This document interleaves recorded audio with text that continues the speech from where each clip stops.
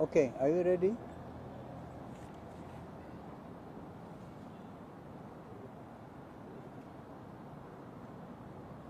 Yeah, thank you. Ladies and gentlemen, as you can see, we are this morning together with my sister here, Senior Counsel Mother Karua, and we are also accompanied by legislator Senator Dan Maanzo, Senator Agnes Kavindu, Mheshimiwa Mawadhe, and very many MCAs also. We have the majority leader. Is he here in the county assembly? On your left. Oh, he's on the left. Bwana Kaende, and we have Mheshimiwa Musangi, Mheshimiwa Mudhoni, and then, even more importantly, of course, we can Gen Z guys here, Kamau and Wambugu. But we have, more importantly, representatives of retirees from Kenya Railways. And that is amazing because today we call a spade a spade.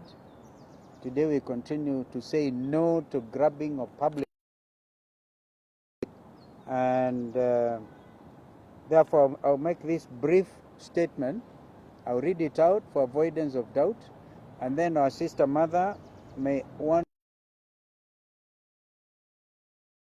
and then we can have representatives of the retirees saying one or two things. Fellow Kenyans, and this is with reference to a particular land reference. By the way, Integrity Center, Orthodox Church and Integrity Center, this is the land, the railway land we are addressing. 209/1064 stroke 1, 2, 3, 4, and 5 Valley Road, Nairobi, property of Kenya Railways retirees. And we have to make a distinction. This is property of Kenya Railways retirees, not property belonging to Kenya Railways, and that will come out clearly. We live in very interesting times, and times that are clearly very unique. We have all seen what has been happening in the last 2 days in Nairobi, where presidential motorcade gets people killed, people don't care, where people have a sense of hopelessness, even take the law in their own hands because they see and they sense nothing but hopelessness. And this wanton disregard of people's feelings, I think that is what is making Kenyans really feel terrible. And a good example was made.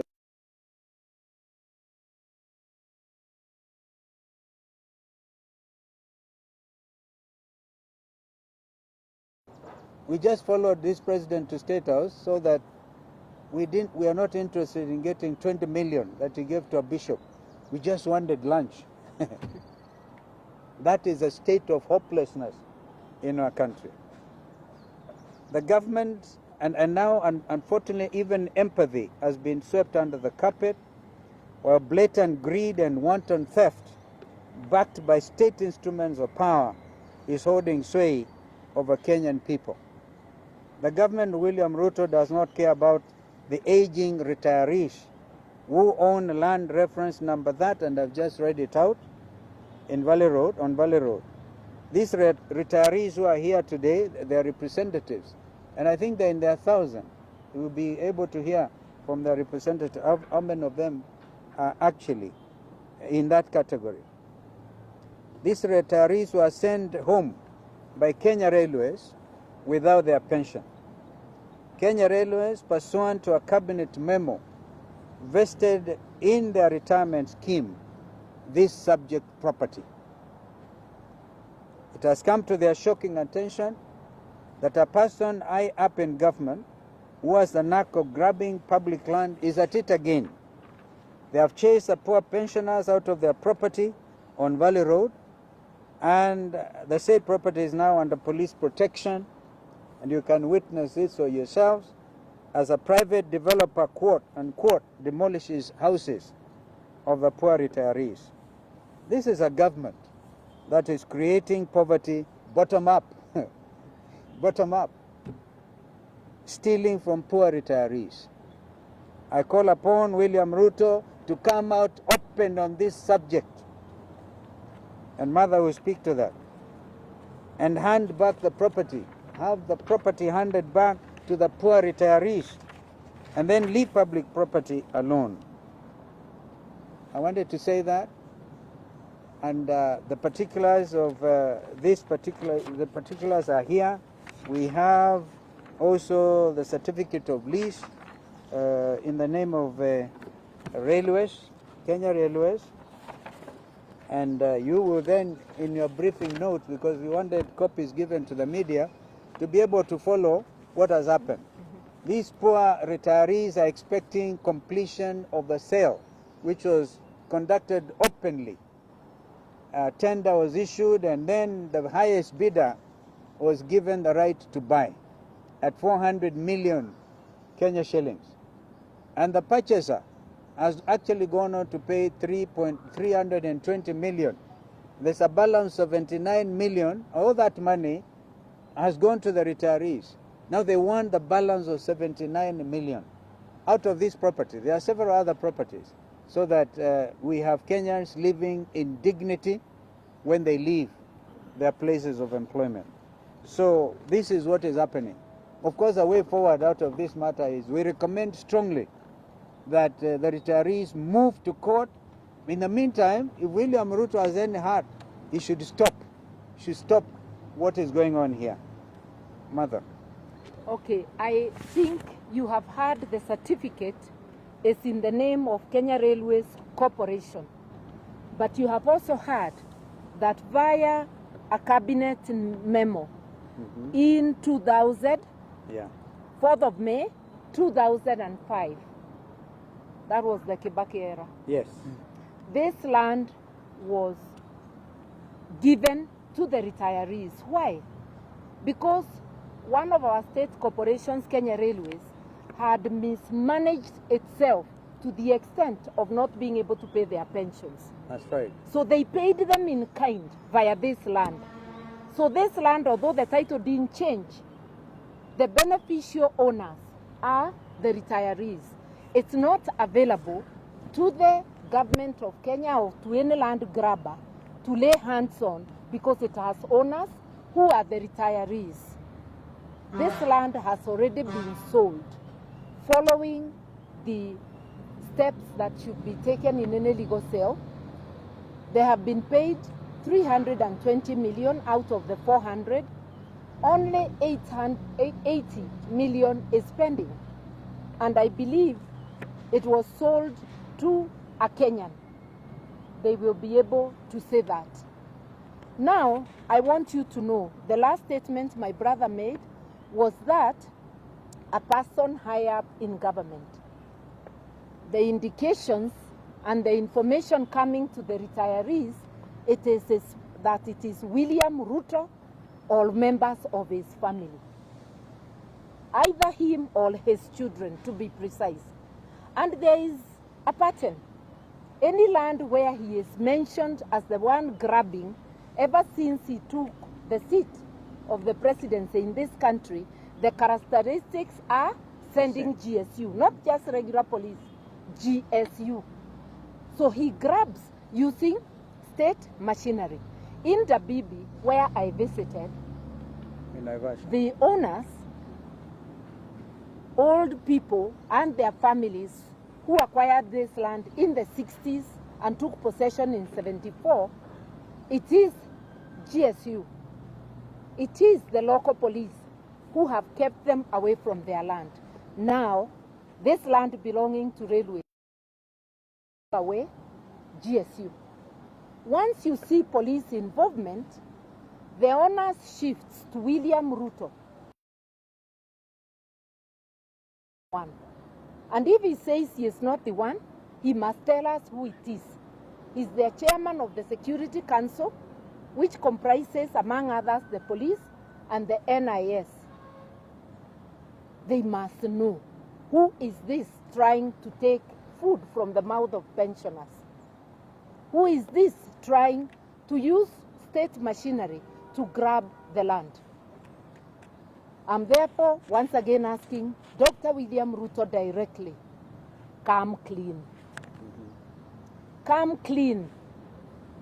In Dabibi, after your name was mentioned, titles were manufactured in the name of a third party. So now there is a third party, the man behind MKU, who is now the face of the grabbing at Dabibi. But GSU are still there. So you know it is still William Ruto, because Jane Kehara, MP of Naivasha, had let the cat out of the bag. Yeah. She had publicly said it is owned by William Ruto. We are now telling him GSU has appeared in land owned by retirees.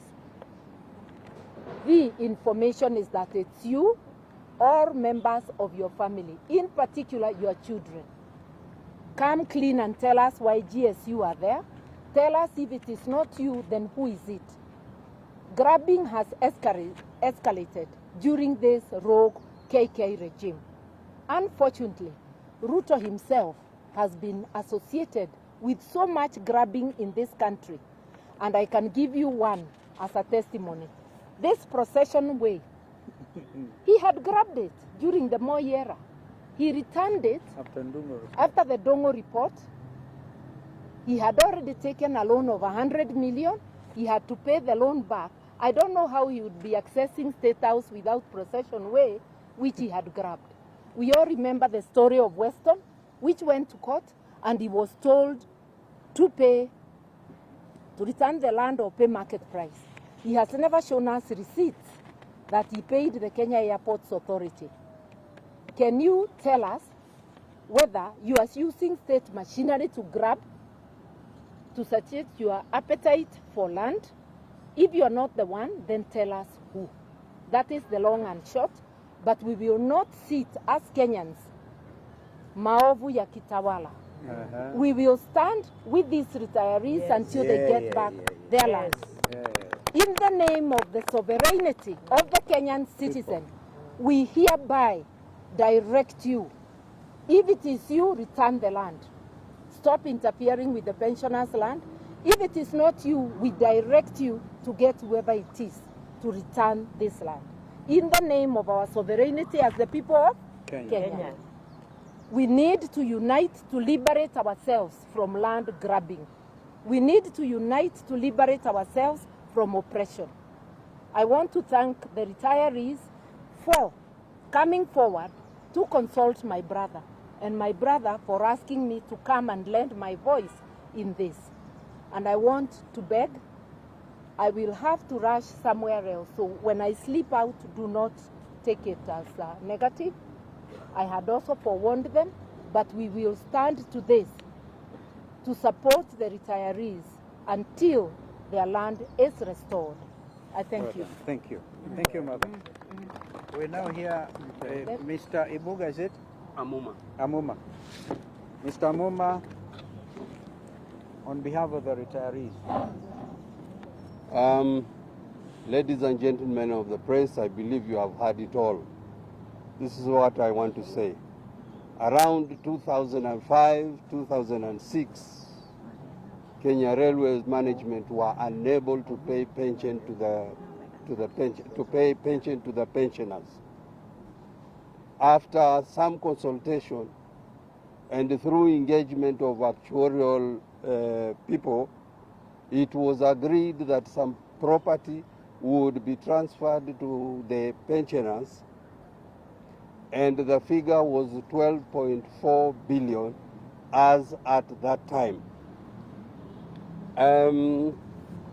After more consultations, it was also agreed that the government be involved, and therefore a legal notice was issued for the transfer of the properties, and this is legal notice number 169 dated July 7th, 2006.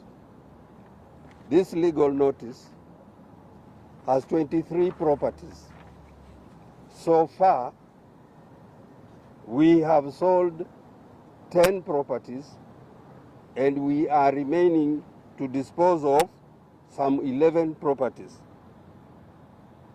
The issue or the problem at hand is with regard to what you have already heard, land reference number 209/1064, parcels 1, 2, 3, 4, and 5, Valley Road, next here, Nairobi. These properties were transferred to the scheme together with other properties, as I've already shown, and then the same was advertised. This property at Valley Road was advertised by the trustees, Corporate and Pension Trust Services Limited, who were then the sole trustees appointed by the Kenya Railways Corporation. The same was won by one Mahadi, who has yet to receive title deeds, currently being held by Kenya Railway Corporation, who have not transferred the same who have not transferred the same to Mahadi. Since the sale process has not been completed, the property still belongs to the trustees of the Kenya Railways Corporation. I repeat, since the sale property has not been completed, the property is still the property of Kenya Railway Staff Retirement Benefits Scheme or owned by the trustees. Points to note is that the scheme is just a subsidiary. The scheme is not a subsidiary to Kenya Railway Corporation. I repeat, we are as a scheme not under Railway Corporation. Kenya Railway is a sponsor of Kenya Railway Staff Retirement Benefit Scheme, whose main responsibility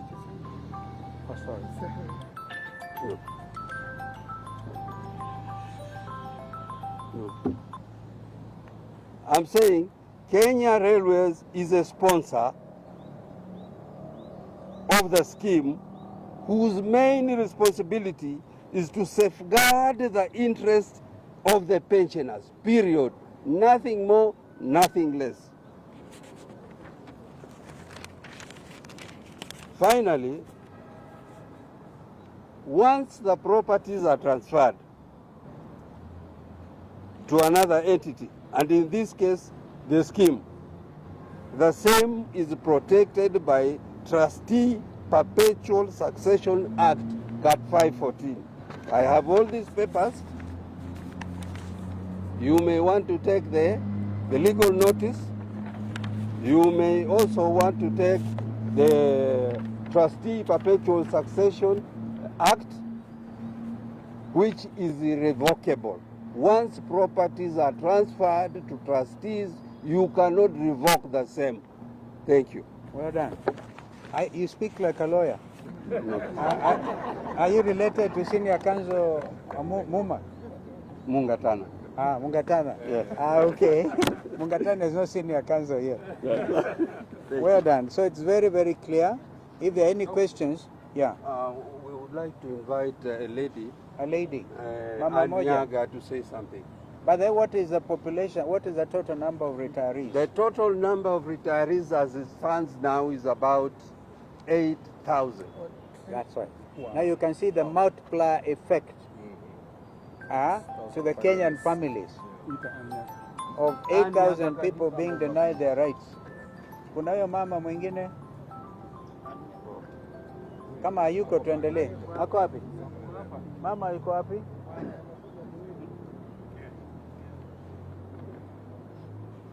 Mama karibu pande hii, pita tu hapo. Tatuambia unaitwa nani? Sio? Mimi naitwa Ann Nyaga, formerly working with the Kenya Railways. I'm a retiree and a pensioner. Kuna mali nyingi tuliweza kupewa na yule aliyekuwa ametuandika, ambaye ni Kenya Railways, through a legal notice. Na zingine, apart from the one we were talking about, ya Valley Road, we are still requesting. Kuna ingine hapa inaitwa Railway Club, which we sold, which was compulsorily acquired by the government. It is more than 3 years ago, roughly 4 years ago. And they have not finished paying us. They pay us little by little. And we are requesting that the remaining billions, few billions that are remaining, should be given to the pensioners, because the natural attrition is very high. Most of us are sickly. Some are more than 90 years old. And we don't.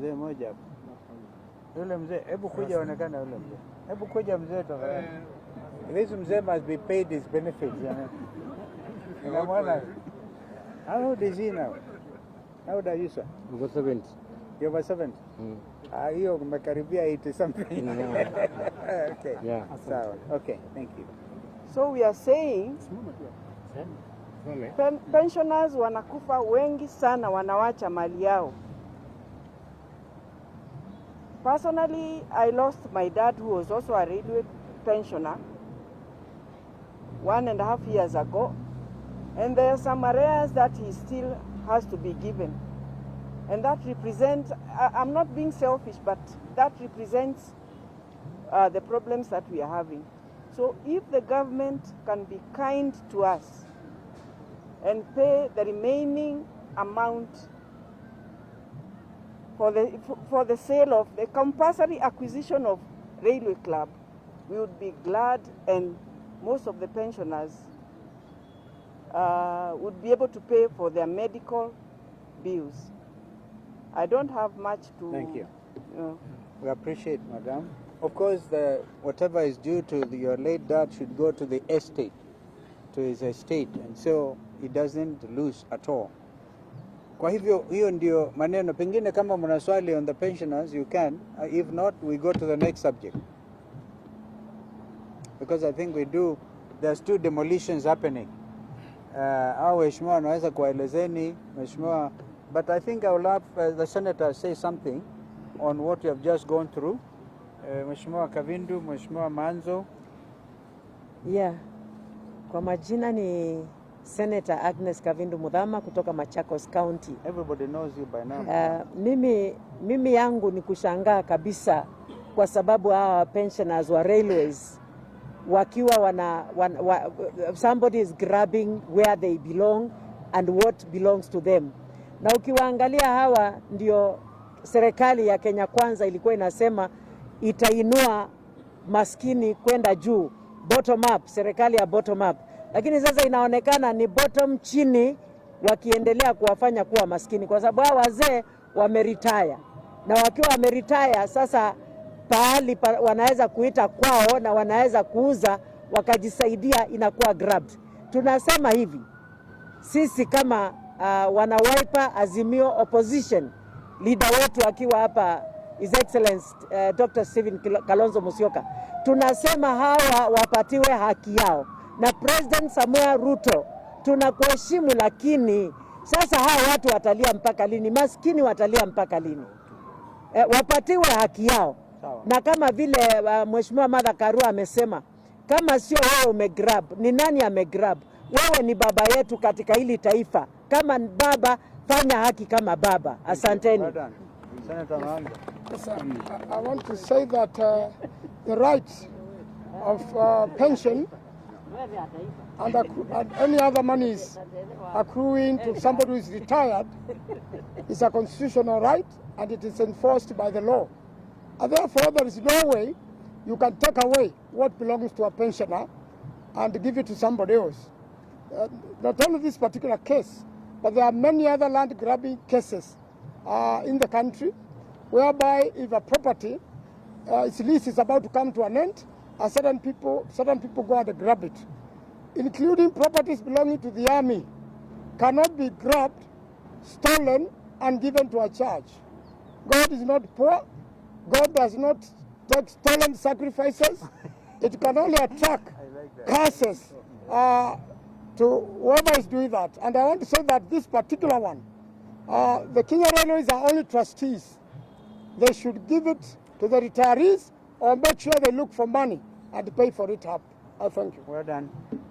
Thank you. Mheshimiwa Mwadhe, you want to say anything? I think we move to the next level. The next thing is, you know, one would have expected that when William Ruto went to visit Mathare, Dagoretti and other places today we gather is in Makandara, he would be at least had the heart to address the problems that our people faced after the demolitions, particularly along the Nairobi River. And now we have seen notice kusema kwamba they are not satisfied with the 30 meters.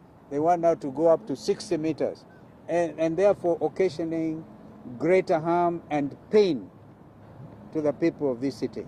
And these are fellow Kenyans. They were even promised, I would have expected William Ruto to say, here is the money that we promised to Wapatia. In fact, if you remember, it was a point of departure with his deputy, because the deputy could see the blatant abuse of human rights of the citizens of this country.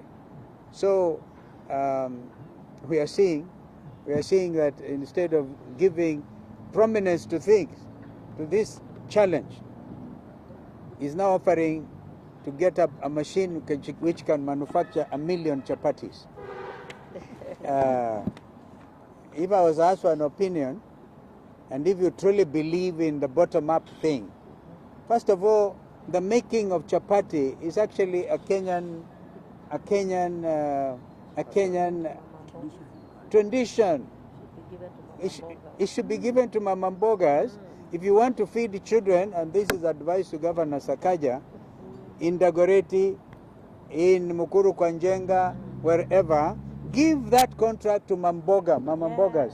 Waambiwe, we would supply every month to this school, to that primary school, to Toy Primary School. But you can imagine creating a machine ya kutengeneza chapati. I think it's a big joke. These people have become a real big joke. And we therefore want to tell them we are watching, and of course we'll be going to the ground. I know media occasionally say, hey, you guys go out there.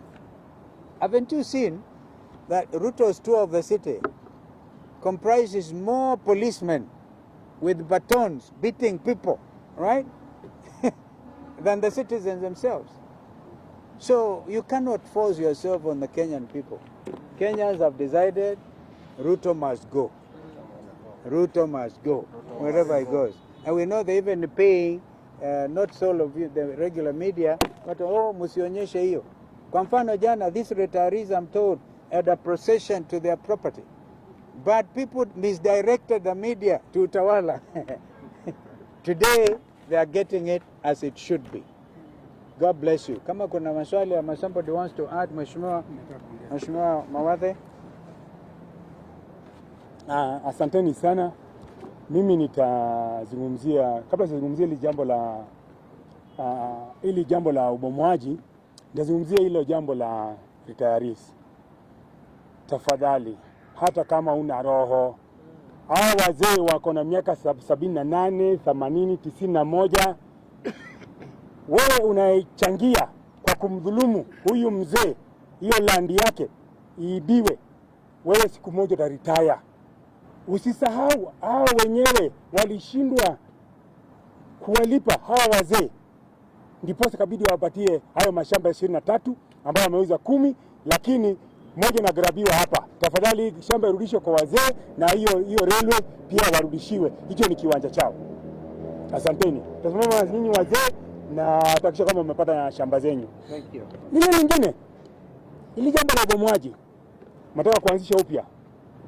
Riparian ilikuwa ni kwa kisheria ni mita 15 kushoto, mita 15 kulia, ama kutoka kwa mto.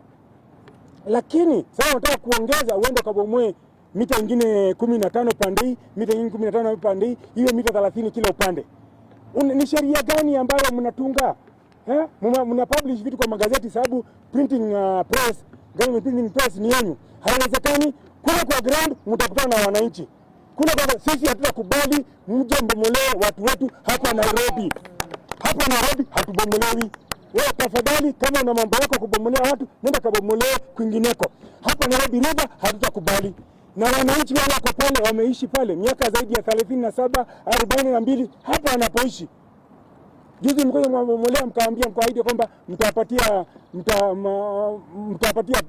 pesa za kwenda kuishi mahali pengine. Mkawadanganya. Tafadhali, ili jambo tuliangalia kimakini because wananchi wako tayari kutoka. Mtakuja, mtatupata pale kwenye ground. Sisi hatuwafichi na sisi hatuogopi. Round hii hata kubali mtu amwabomolee watu wetu. Hiyo wizi wa mashamba umezidi sana. Tamaa ya mashamba. Kwani ni mashamba ambaye kangapi unataka? Ni mashamba ambaye mnataka? Wananchi wa Mukuru kwa Njenga, Mukuru kwa Ruben, Kware, hiyo line yote. Kibra. Huko kote mtaka kubomolia. Kwa nini?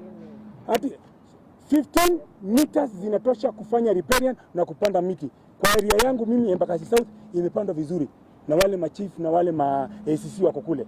Kwa hivyo wacheni kuja kuingilia kudhulumu wananchi tafadhali. That is totally unnecessary. Kuna mala pengine pa kupanda miti kama mataka. Asante. I just want to say that the journeys made by the president in Nairobi is a preparation of young Kenyans to accept a new finance bill, which is being prepared. And I want to urge Kenyans, and especially the young ones, and every caring Kenyan, that we need to look at it carefully. It is not very different from the one which has been rejected before, and the Kenyans should be alert. That's why the president is trying to popularize his ideas in Nairobi. And finally, you have seen the tours are mad with chaos, robberies, and the people who are paid to come into these rallies eventually end up looting people. I think the main thing is to provide security for innocent Kenyans whose cars are being broken into and they are getting robbed, and even unfortunately somebody died in this. The president has need to apologize for it and compensate that particular family. Thank you.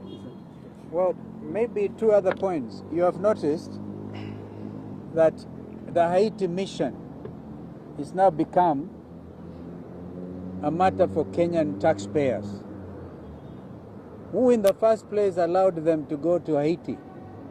I was in Kajiado yesterday, and the body of our first fallen police officer will be arriving, probably has arrived, and will be buried somewhere in Kajiado on Wednesday. This is a big shame. Hebu angalieni, badala ya kulia that the American administration has withdrawn USAID in order to now cover that gap. Our advice would have been very simple. That you withdraw our Haiti children. Withdraw them. If you are now asking Kenyans to pay some 4.5 billion, I've seen that in the media. We use that to even now make sure the medicines for HIV patients, right, and other diseases that have been covered or catered for by the USAID program, at least use that money to make these medicines transportable to every Kenyan, because a lot of them are already missing their doses. You are killing your people, and the money that's supposed to help them unalipa kwa Haiti na kwingineko. Similarly, because RSF here came and formed a parallel government, the government of Sudan has now banned importation of Kenyan tea. If you are familiar with Khartoum, utajua kwamba wanapenda sana kahawa majani ya Kenya. They actually take it black tea with a lot of sugar. Kwa kila mahali. Now we cannot even export our tea to Sudan because of carelessness of this regime. Mambo yote yanawakera sana wa Kenya. So even you members of the media, you have that obligation to let our people know. And I thank you. I really thank you. Because this is a struggle for all of us to get our country back. Asanteni sana.